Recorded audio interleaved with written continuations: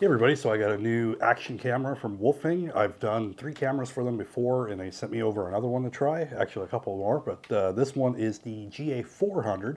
I did the 100 to 200 to 300, now we're doing the 400, and I will also be doing the 420 here in the next day or two. All right, so this one they say is waterproof, so that's one pro compared to the other ones. The other ones had a plastic housing that you had to use.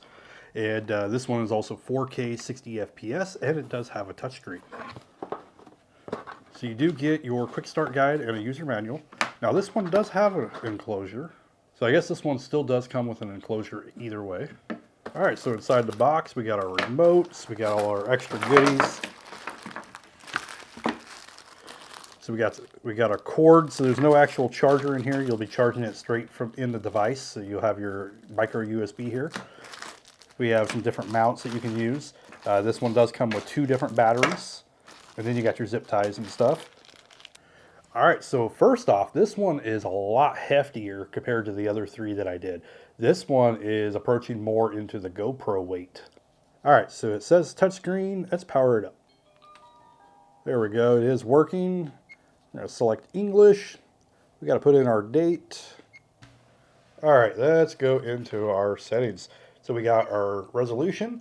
You could do 4K 60 FPS, 4K 30, 2K or 2.7 and 1080. You could do up to 240 FPS and 720 for your slow-mo. I'll go ahead and leave it at that. You can do voice record. You could also adjust your exposure and things. You got your image stabilization. We will try that out. We got loop recording, so if you want to use this for like a dash camera, you can do that. You got time lapse. You got slow motion, movie, all of that. You'll have to change the resolution to be able to do that.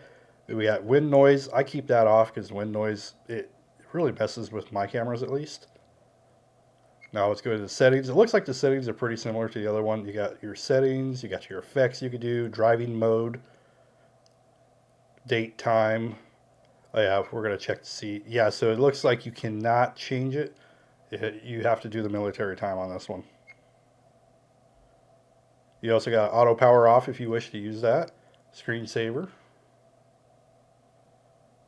You could also format the card. I got to get a card in here. But I mean, that's pretty much it for the settings. What I'll need to do is get a TF card in here and we'll do some tests with it. All right, so I just wanted to get a little footage as the sun has gone down and we're starting to get into darker conditions. So we do have the moon out. It's still a little bit light out here, but it's still getting a little darker. All the sensors came on, all the lights came on. All right, so it's the next day. It's a lot brighter. The sun's almost fully up. It's still kind of early in the morning. Let's go ahead and get some shots with a bit more of the bright lighting, and this will also be a sound test as well. Try to capture some of the different colors. We got the grass, we got the dew. I try to do a lot of the same stuff in the different videos. That way we can get a decent comparison.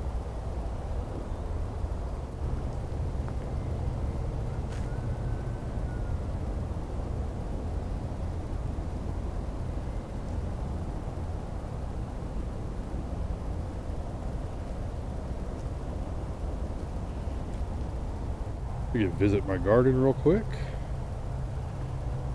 Got a few plants going. Got some jack-o'-lanterns. Almost time to pick those. All right, so I did get a chance to look at the footage a couple days later, and I would say that the GA400 actually looks pretty good. The image stabilization wasn't the best in the world. The other thing with the image stabilization, when you had the image stabilization on, it also made things a little bit darker. So keep that in mind if you wanted to try to use that in darker conditions. Now for low light, I think it struggled there a little bit, but during the day, it had great picture. I think it did. Now I'd say the sound quality actually wasn't too bad either, but the video quality was definitely a lot better than the other ones.